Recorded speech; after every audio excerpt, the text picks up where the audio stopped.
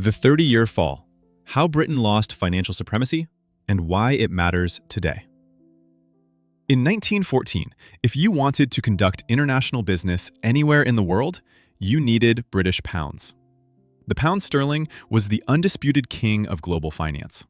Britain controlled 65% of the world's foreign exchange reserves. The City of London was the center of international banking. British merchant banks financed trade from Buenos Aires to Bombay. The pound was as dominant then as the dollar is today, perhaps more so. By 1944, at the Bretton Woods Conference, that dominance was gone. The British delegation, led by John Maynard Keynes, fought desperately to preserve some role for the pound. They failed. The Americans, led by Harry Dexter White, dictated the terms. The dollar became the world's reserve currency. Britain was reduced to begging for American loans. This wasn't a sudden collapse, it was a 30-year decline, and the pattern of that decline is repeating today with the dollar. Because the mechanisms that destroyed British financial supremacy are identical to the mechanisms now undermining American financial power. If you understand what happened between 1914 and 1944, you understand what's happening right now. Let me show you the 5 critical moments that transferred financial power from London to New York. The decisions Britain made, the mistakes that accelerated decline, and why each of these moments has a direct parallel in America's current trajectory. Moment 1. August 1914. The fatal decision to weaponize finance. When World War I began in August 1914, Britain had a choice. It could maintain the separation between war and finance that had existed for centuries, or it could weaponize the pound and the City of London against Germany. Britain chose weaponization. The Trading with the Enemy Act of 1914 allowed Britain to freeze German assets worldwide. German-owned businesses in London were seized. German bank accounts were frozen. German bonds became worthless overnight. This was unprecedented. Even during the Napoleonic Wars, British and French banks had honored each other's financial obligations. War was war. Finance was finance. The two were separate. Britain broke this rule because it seemed to offer decisive advantage. Germany was economically isolated. Its companies couldn't access London markets. Its trade finance dried up. Britain thought this would shorten the war. But neutral countries watched this and drew a different conclusion. If Britain could freeze German assets during a war Britain chose to enter, Britain could freeze anyone's assets during any conflict Britain deemed important. Your money in London wasn't safe unless Britain approved of your government's foreign policy. This was the first crack in British financial supremacy, a crack that would widen over the next 30 years. The parallel to today is obvious. When the United States froze Russian central bank reserves in 2022, it did exactly what Britain did in 1914. It broke the implicit rule that finance and geopolitics are separate. It told every country holding dollar reserves, your assets are only safe if America approves of your political choices. And just like in 1914, neutral countries are drawing conclusions, not about the morality of Russia's invasion, but about the safety of their reserves in American-controlled systems. Moment 2, 1915 to 1918, the rise of New York. Before World War I, if you were a South American government needing to borrow money, you went to London. If you were a Chinese merchant needing trade finance, you went to London. If you were anyone, anywhere, doing international business, you went through London. But during the war, Britain couldn't lend. It was borrowing massively itself, mainly from the United States. Britain went from the world's largest creditor to a major debtor in 4 years. By 1918, Britain owed the United States $4.7 billion, an enormous sum at the time. Meanwhile, American banks were filling the gap. JP Morgan organized war loans to Britain and France. American banks financed Latin American trade that British banks could no longer support. New York banks established correspondent relationships around the world. The infrastructure of financial power was shifting from London to New York, not because of American policy, but because Britain was exhausted by war. This is the second lesson. Financial supremacy requires economic strength. You can't be the world's banker if you're deeply in debt yourself. You can't intermediate global trade if your economy is strained. The parallel to today. America's national debt is $35 trillion and rising. The debt-to-GDP ratio exceeds 120%. America borrows $2 trillion per year just to cover the deficit. At what point does this debt burden undermine the dollar's credibility? Britain's debt in 1918 was about 140% of GDP. Sound familiar? Moment 3, 1925, the disastrous return to gold. After World War I, Britain wanted to restore the pound's prestige. In 1925, Chancellor Winston Churchill decided Britain would return to the gold standard at the pre-war exchange rate. £1 would equal $4.86, exactly as before the war. This was a catastrophic mistake. The British economy had been devastated by war. British prices had risen. British productivity had fallen. The pound at $4.86 was overvalued by at least 10%, possibly 15%. What this meant in practice, British exports became uncompetitive. British coal, steel, and manufactured goods were too expensive. British workers faced wage cuts to make exports affordable. This led to the general strike of 1926 and prolonged economic stagnation. Meanwhile, other countries, including the United States, were happy to keep their currencies more competitive. American exports thrived.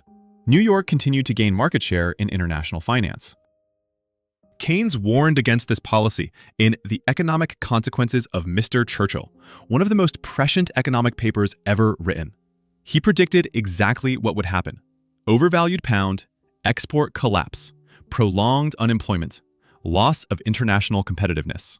He was ignored. Why did Britain do this? National pride. The desire to prove British power was undiminished.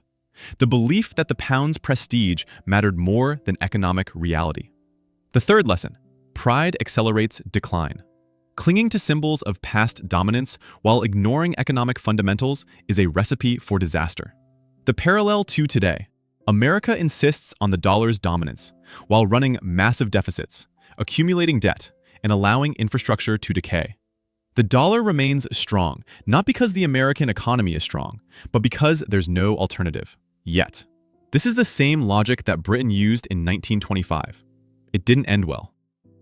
Moment 4, 1931, the collapse. In September 1931, Britain abandoned the gold standard. The pound, which had been fixed at $4.86, immediately fell to $3.50. It kept falling, eventually reaching below $3.30. This wasn't a policy choice, it was a forced capitulation.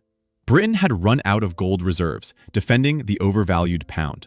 A run on the pound by international investors forced the devaluation. The abandonment of gold in 1931 destroyed the pound's credibility as the world's reserve currency. If Britain couldn't maintain gold convertibility, how could anyone trust the pound's value? Countries holding pound reserves suffered massive losses. India, Argentina, Australia, and other countries with pound-denominated reserves saw their wealth evaporate. They learned a harsh lesson. Concentrating reserves in one currency is dangerous. After 1931, countries began diversifying. They held more gold, they held more dollars, they held less sterling. The pound never recovered its dominant position. The fourth lesson: once trust is broken, it's nearly impossible to restore. Monetary credibility is built over decades and destroyed in days. The parallel to today: the dollar hasn't collapsed yet, but trust is eroding. When the US freezes reserves, when it weaponizes SWIFT, when it runs unlimited deficits, it's spending credibility built over 80 years. That credibility isn't infinite. Moment 5, 1944, Bretton Woods and the final transfer. By 1944, the outcome was inevitable. The British delegation arrived at Bretton Woods, hoping to establish a multipolar currency system with significant roles for both pound and dollar. The Americans had different plans. Harry Dexter White, representing the United States, dictated terms. The dollar would be convertible to gold at $35 per ounce. Other currencies would peg to the dollar. The International Monetary Fund and World Bank would be headquartered in Washington, not London. The dollar was the new foundation of global finance. Keynes, representing Britain, fought for his alternative plan, an international clearing union with a neutral reserve asset he called Bancor. It would have created a more balanced system, less dependent on any single national currency. The Americans rejected it. Britain was too weak to insist. This was the formal acknowledgement of what had already happened. Financial power had moved from London to New York. The pound was reduced to a regional currency. The dollar was the new global standard. The fifth lesson: the transition is complete long before it's formalized. By 1944, New York had already overtaken London as the world's financial center. Bretton Woods just made it official. The parallel to today: the dollar's decline won't be announced at a conference. It won't happen overnight. It's happening now, gradually, as countries diversify reserves, build alternative payment systems, and reduce dollar dependence. When it becomes official, the transition will already be complete. The 30-year pattern and what it tells us about today. From 1914 to 1944, British financial supremacy collapsed. This happened despite Britain winning both world wars. It happened despite the pound being backed by the world's largest empire. It happened despite London's head start as the world's financial center. It happened because Britain made 5 critical mistakes. 1. Weaponizing finance, 1914. 2. Exhausting itself with war debt, 1915 to 1918. 3. Choosing prestige over economic reality, 1925. 4. Losing credibility through forced devaluation, 1931. 5. Lacking the economic strength to resist American terms, 1944. Now compare this to America's current trajectory. 1. Weaponizing the dollar and SWIFT, 2001 to 2022. 2. Accumulating $35 trillion in debt. 3. Insisting on dollar dominance despite structural weaknesses. 4. Not yet forced to devalue, but credibility eroding. 5. Not yet facing a Bretton Woods moment, but China is preparing. The pattern is repeating, but faster. Britain had 30 years from weaponization to replacement. The US weaponized SWIFT in 2022. If the pattern holds, the dollar loses reserve status by 2052. But technology accelerates everything. China's digital yuan, CIPS payment system, and Belt and Road infrastructure are developing far faster than American alternatives developed in the 1920s and 1930s. The timeline might be 20 years, not 30. What Britain should have done differently. Hindsight is perfect, but the lessons are clear. Britain should have: 1. Maintain the separation between finance and geopolitics. 2. Manage war costs more carefully, borrowing less. 3. Accepted a lower pound valuation in 1925, prioritizing employment and exports. 4. Diversified its economy away from traditional industries. 5. Cooperated with the United States to create a genuinely multipolar system. Would these changes have preserved British financial supremacy? Probably not entirely. American economic strength was overwhelming by 1944. But they would have managed the decline better, preserved more influence, and avoided the catastrophic errors that made the collapse worse than necessary. What America should learn from this? The United States is not doomed to repeat Britain's exact trajectory, but it's making similar mistakes. The weaponization of finance, the accumulation of debt, the insistence on dominance despite eroding fundamentals. These are all familiar patterns. If America wants to preserve significant financial influence into the 22nd century, it needs to: 1. Use financial weapons sparingly, only in extreme circumstances. 2. Address the debt and deficit crisis before it forces a crisis. 3. Accept a multipolar currency system rather than fighting it. 4. Invest in infrastructure, education, and productivity.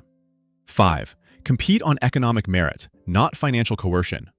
This doesn't mean America retains sole dominance. That's over, just as British dominance was over by 1920, even though it wasn't formalized until 1944. But it means managing the transition gracefully rather than catastrophically. The historical constant: pride before the fall. The deepest lesson from Britain's experience is about national psychology.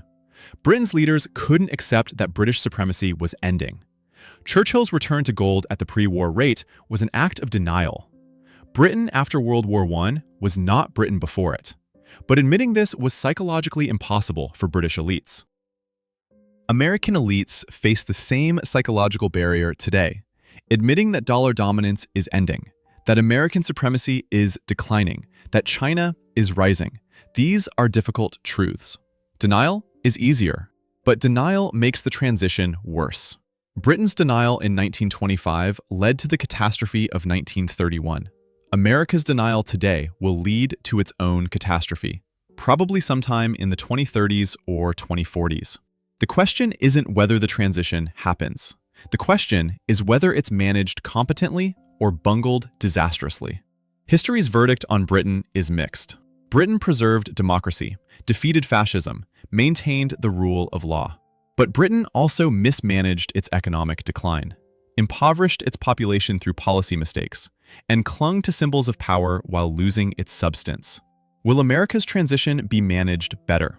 The next 20 years will tell us, but the pattern from 1914 to 1944 is a warning written in historical evidence.